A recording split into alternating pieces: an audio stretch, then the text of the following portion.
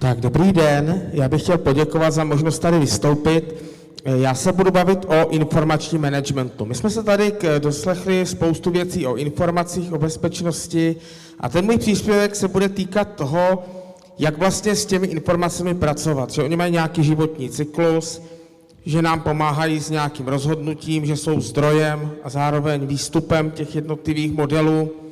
Takže to je věc, kterou bych tady chtěl dneska probrat. Takže proč se tím tématem vůbec zabývat?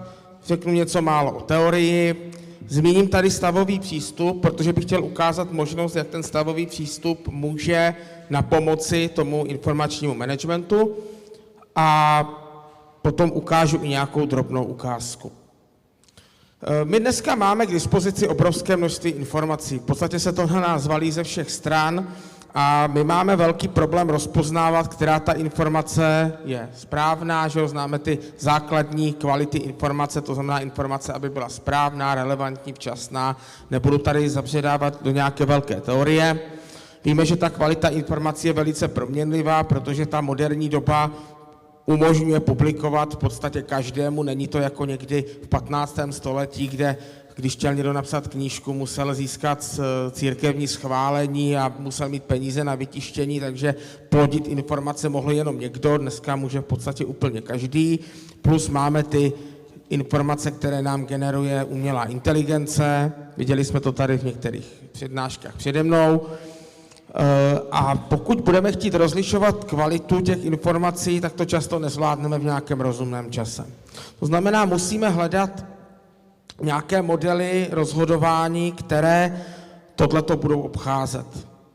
Ideálně mít nějaký model, vědět přesně na základě jakých informací, jakým způsobem se budeme rozhodovat.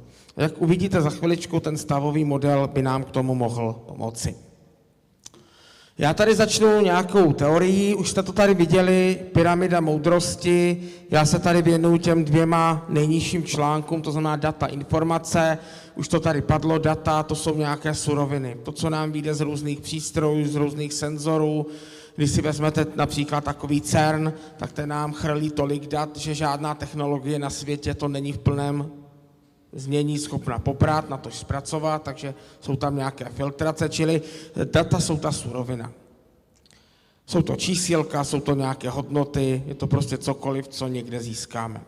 Informace, já říkám studentům vždycky, to jsou interpretovaná data. To jsou data, kterým říkáme jejich význam v nějakém kontextu, už to tady padlo. To znamená, jestliže já mám, teplota je minus 10 stupňů, trombocyty v krvi, nějaká hodnota, obrat společnosti nebo nějaká úplně surová data. A pokud těm datům začneme dávat interpretaci, začneme říkat, co znamenají, tak se z nich stávají informace. Nás zajímají hlavně ty informace, že v té první fázi, protože už to dává nějaký smysl. Takže u té teploty většina lidí mi řekne, ale to je přece úplně jedno, když teplotu všichni známe. Ale co kdybych si vymyslel jednotku stupně Myslína a řekl bych vám, nesmíte jít ven, a řekl bych vás, že je tam 40 stupňů Myslína.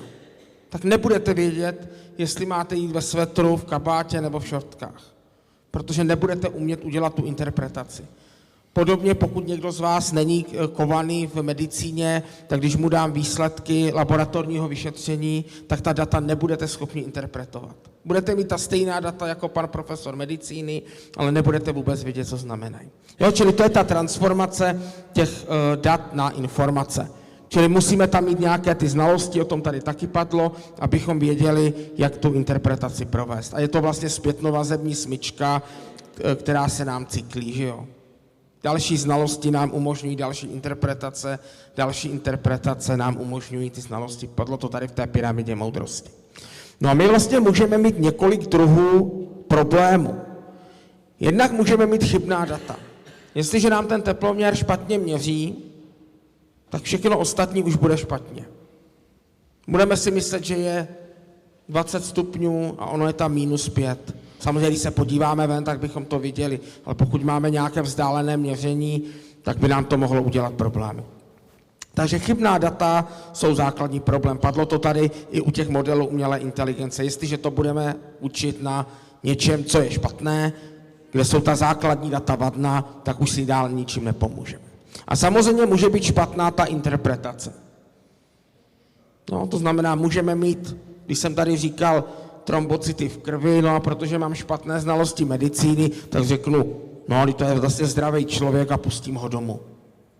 No, takže to je druhý problém, který může nastat, že ta data chybně interpretujeme. A když tady padly ty dezinformace, tak ty dezinformace jsou často o tom, nebo jsou o tom, že úmyslně provedu tu špatnou interpretaci lidem, kteří nemají třeba schopnost si to ověřit, nebo nechtějí, nebo z nějakého důvodu, takže jim dám špatnou interpretaci. Jo? Tak, a tady vlastně vidíme nějaký model rozhodování.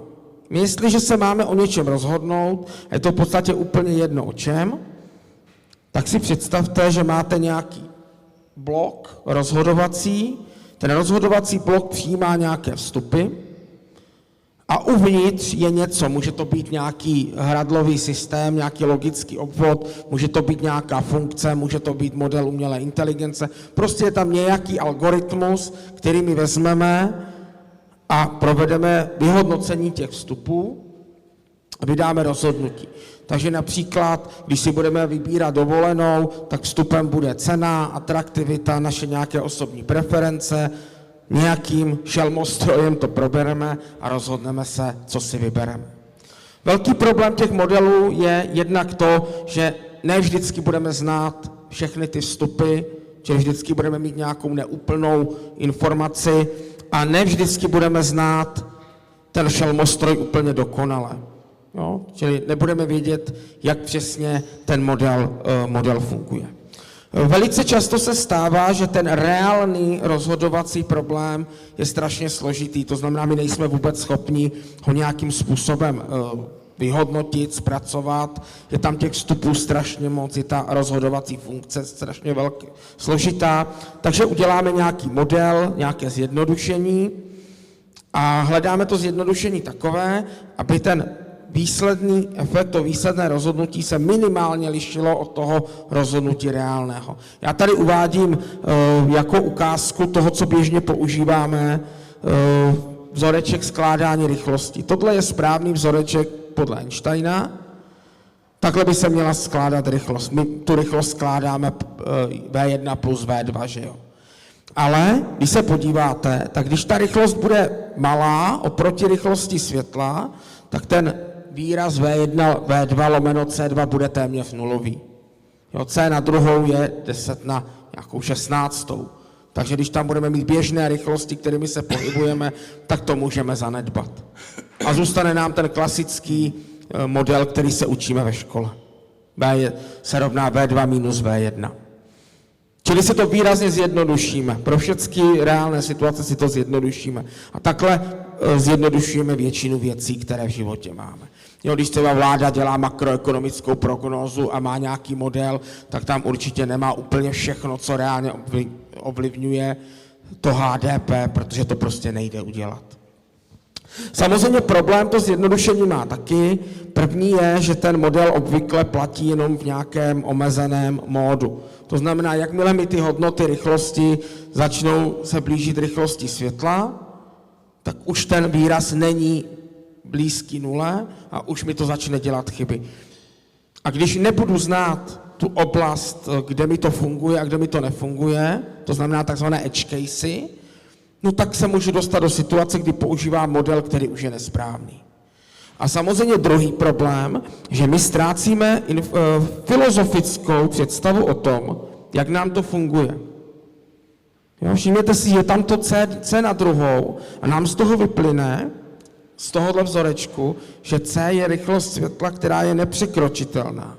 Ať budete skládat cokoliv, jakkoliv, tak vám to nikdy nedá více než rychlost světla. Jakmile my uděláme ten náš modílek, tak ta informace z toho úplně vypadá. Jo, to znamená, velice často my si to sice zjednodušíme, pro ty naše účely nám vypadávají dobré výsledky, číselně nebo věcně, ale ten model už nepopisuje tu realitu jako takovou. Jo, takže to jsou základní problémy. Tak. A teďka se dostáváme k tomu stavovému principu.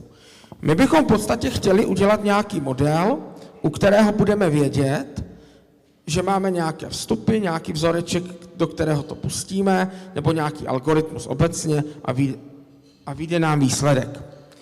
Takže tady vidíme běžně stavy, čili stavem rozumíme nějakou množinu hodnot, čili jsem svobodný nebo jsem rozvedený, pokud budu mít tyhle ty vlastnosti. Nemám manželku, měl jsem manželku a rozvedl jsem se.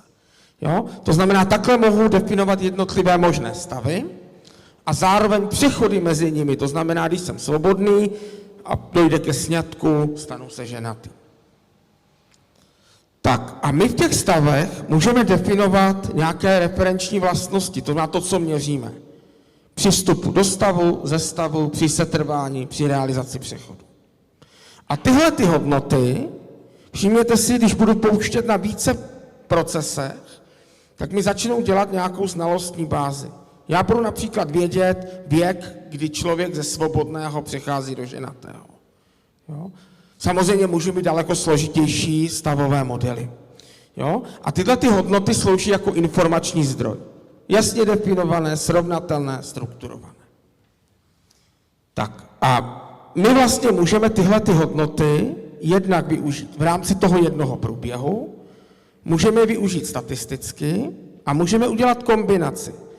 To znamená na základě toho, že budu mít znalosti o těch jednotlivých průbězích, které už proběhly, mohu využít například nástroje umělé inteligence, statistiky, abych dokázal třeba vyhodnotit aktuální proces, jestli je dobrý nebo špatný. A můžeme využít samozřejmě umělou inteligenci. Tady je ukázka procesu stavového ve stavebnictví, kdy jsme modelovali jednotlivé fáze toho procesu. Takže tady vždycky vidíte definiční vlastnost toho stavu, čili kdy v tom stavu jsme, a samozřejmě můžeme si tam definovat ty různé vlastnosti. No a já jsem říkal, že bychom to mohli využít v krizových situacích, protože v těch krizových situacích my máme většinou nutnost rozhodovat rychle, s nedostatkem informací, ve stresu. A tady ten stavový přístup nám pomáhá v době, kdy je klid a mír, definovat si ten rozhodovací model. To znamená popsat si ty stavy, ve kterých se ten systém bude nacházet, popsat si přesně, co měříme, pomocí nějakého modelu si definovat, jak se nám to chovalo dříve, jak by se to mělo chovat, jak je to správně, a následně v podstatě jenom vytáhnout konkrétní model, pustit do něho aktuální informace a dostat výsledek. Samozřejmě v praxi to nebude takhle triviální, jak to popisuju, ale ten základní princip samozřejmě by mohl platit. Takže základní závěr, který bych z toho chtěl říct, trošku jsem asi přitáhl, takže definování správných dat a informací je základem toho informačního managementu. A zároveň definování správného rozhodovacího modelu. A my můžeme využít tady ten stavový přístup, protože právě tohle to umožní. Umožňuje nám udělat strukturovaný stav těch informací, vazeb mezi nimi a umožňuje nám vlastně využít ty předchozí zkušenosti pomocí tady těchto modelů. Takže já bych poděkoval za pozornost a omlouvám se za mírné přetažení.